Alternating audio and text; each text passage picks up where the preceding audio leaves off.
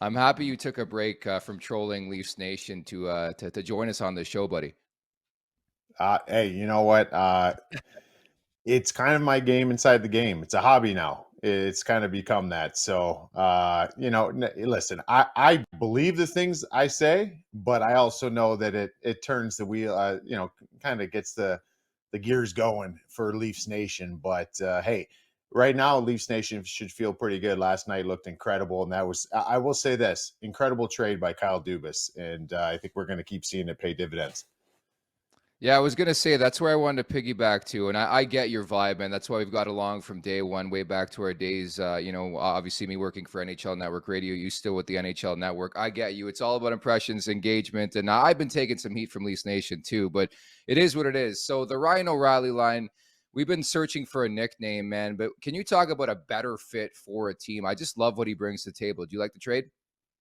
Yeah, I love the trade, man. You see how it is situated right there on the screen, but I mean that's what they've been going with. But I just love the flexibility that this gives. Man, I played my junior hockey in Erie for the Otters in the Ontario Hockey League, and I skated with the Otters when I was getting ready for my NHL seasons. I got to know O'Reilly a little bit and just watch the work he puts in, man. He's incredible, so smart, like the crazy stuff he used to do post practice. And I'd go out there, and I remember the one time he was like, "Hey, can you work with me in the one end?" And I'm like, "Yeah, okay." And I'm like, "What do you want? What do you want to do?" And he's like, "I'm going to stand in front of the net." So I was standing like board side, kind of. I wasn't facing the net. I was facing the short side of the ice, and he's standing in front of the net. And he goes, "Just shoot pucks at me." And I go, "What do you mean?" And so I'm shooting like across the crease, basically. And I go, "Where do you want them?" He goes, "Just put them like anywhere from my logo to my face." I'm like, "You want me to shoot pucks like in there?" And he's like, "Yeah." So I started firing them. They were like kind of hard saucers. I wasn't shooting the puck, but he steps aside and almost like bunts it down and then grabs it, goes upstairs. And he just kept doing those, and he was not missing. He has all these very unorthodox things we've seen him do in his training, but he prepares himself to be able to situate in any situation. And I find that that's incredible. And that's what the Leafs got here, right? Like right now, yes, he's playing center ice. I'm assuming at some point we're going to see him. We're going to see him at whatever you want to call it, third line center or whatever the Yeah. situation is. But that's a luxury you have. You can move him around. He's very roster flexible. So I love him. He's an absolute gamer, and they got a good one. I love Noel Chari too. I love what he brings to the table. Yeah. Rupper, what now that you're in the media side of things, you just kind of spread your energy out around the league, or do you have a team you follow? Some of your old teammates, your old teams you've played for. Where's your focus at usually? You know what? It's kind of funny because I'll get like so I did some pre and post stuff with the Penguins the last number of years, and then this year I'm doing it with the Rangers. I'm more residing in New Jersey NHL Network, so it's more convenient for me to do it there. And obviously, I got a little bit of time that I played in my career in New York. But it's funny because I don't really root for anybody. I have the teams that I played for that I guess if you were to ask Yeah. me, yeah, I'd love to see any of them, especially the ones that have a few of the guys left on the squad, like to win a cup.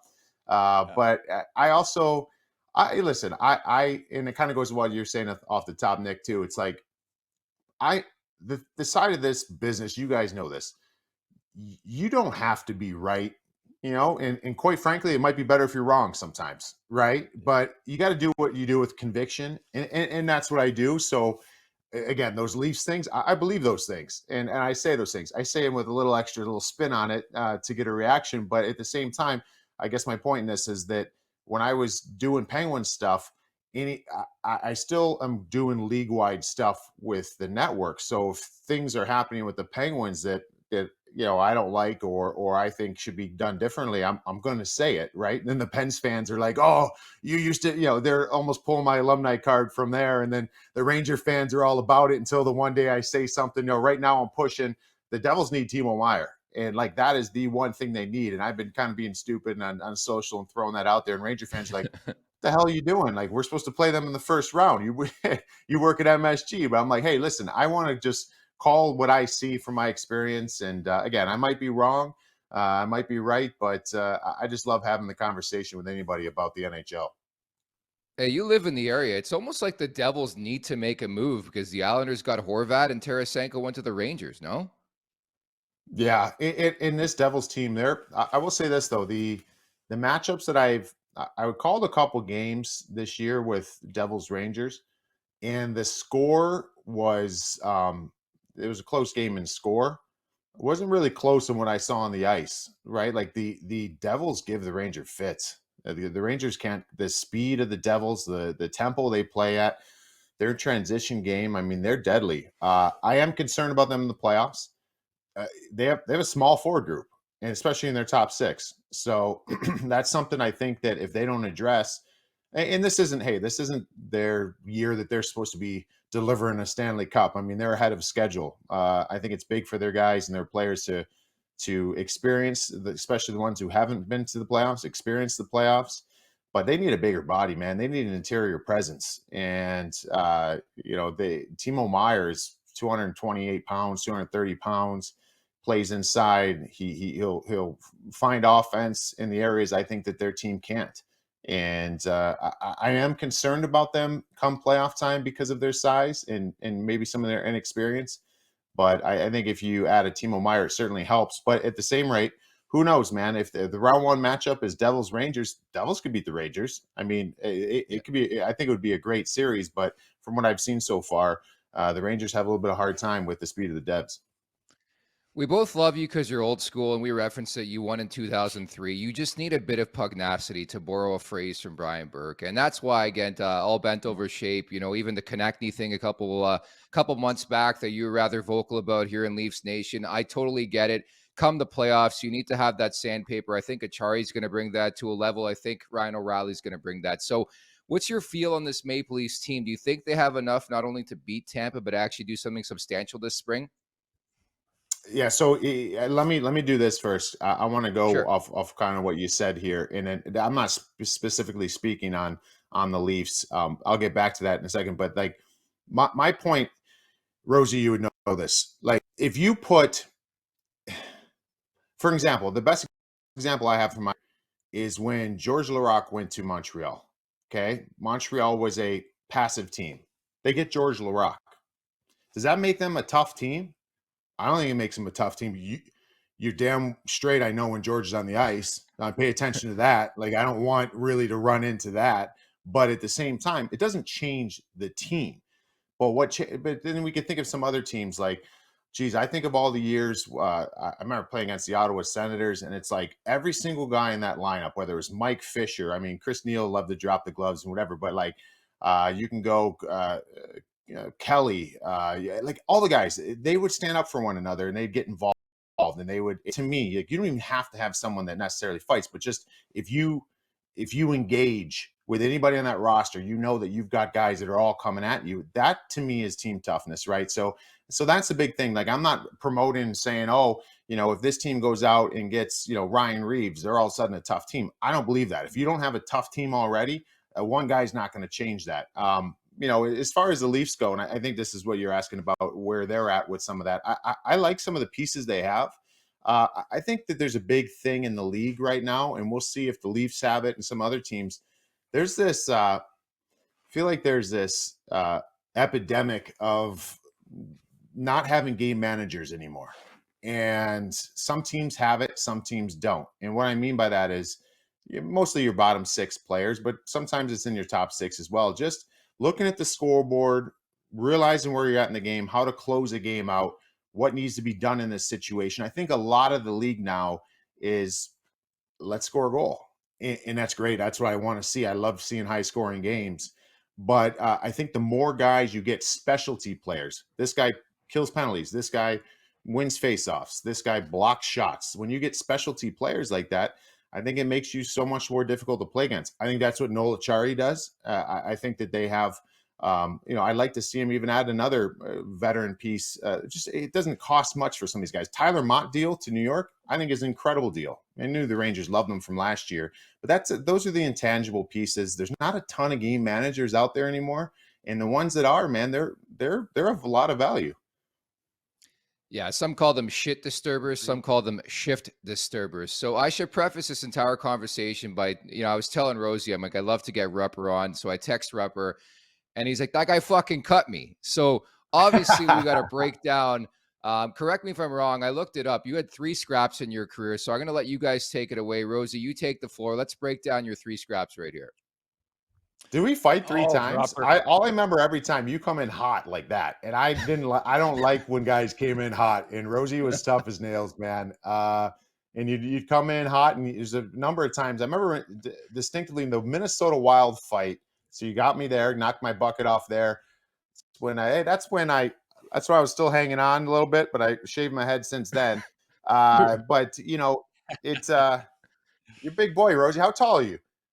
6'3". I remember fighting you, Rupper. I thought we fought 3 times, or I thought we fought twice, and then they pulled us up and we'd fought 3 times, twice in your Pittsburgh days. And I remember the one in Minnesota that's probably coming up later. You're giving me a flurry there, and I think you tagged me with when I go to my knees and pop back up, and then I was a little bit pissed off. But I remember you were always honest about it.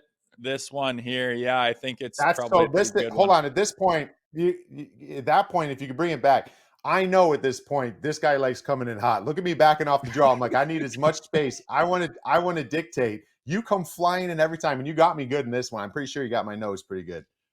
Well, yeah, I'm pretty much across the center line. Well, I don't like to mess around and get this thing over with. But look at you. I think you canked me there, and then I was a little mad. But you're throwing hot and heavy, and you are a big boy. But I remember a little story. Stuff.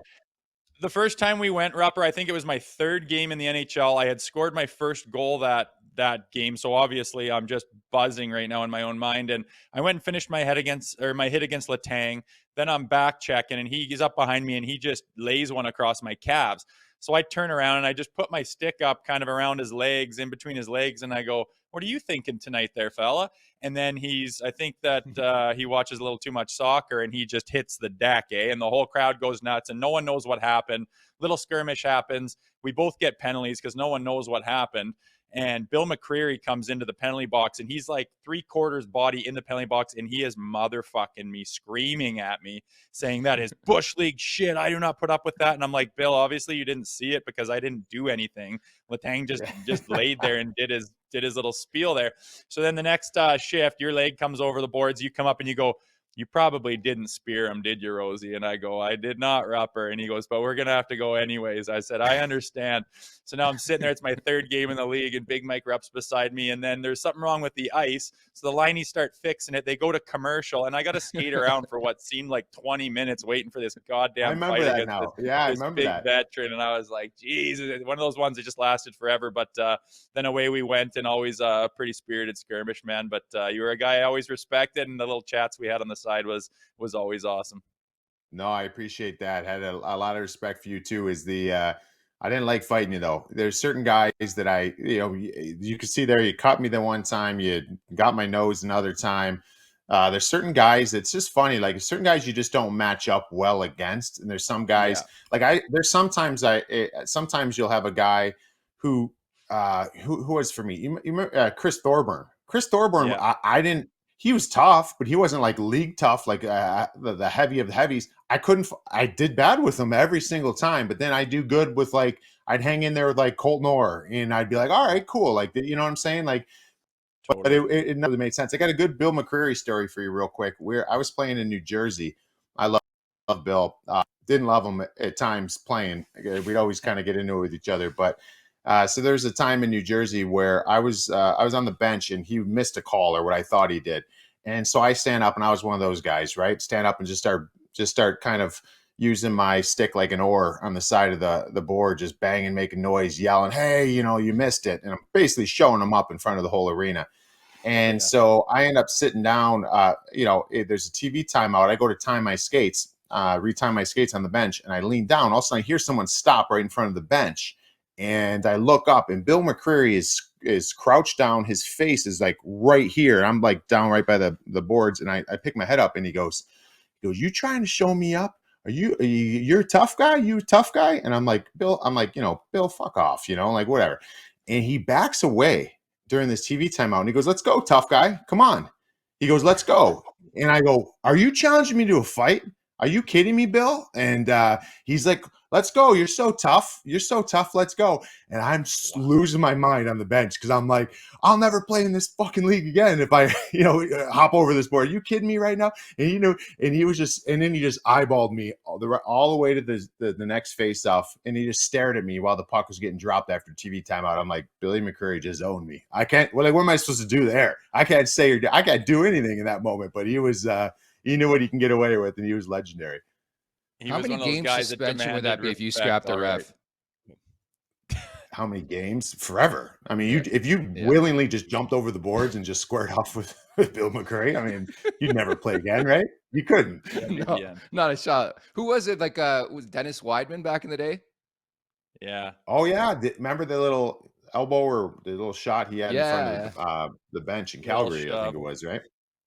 I think that Liney hasn't worked again, and he's I think they had a little they came to terms outside of court, so it sounds like he got paid, but he was acting like he was completely crippled by that little shove there. Was no good for Weidman, obviously. No, it wasn't. Hey, Rupper, we could talk for days with you, man. We want to have you back near the playoffs, man. It really set it up, the Tampa-Toronto series, but for now, we're going to bid you farewell. Thank you so much for doing this, man. Really appreciate it. Anytime, guys. Good catching up with you, Rosie, Nick. Anytime. Yeah, let's do it. Because hey, that's going to be the best first round matchup is going to be that one. I can't wait to see it. So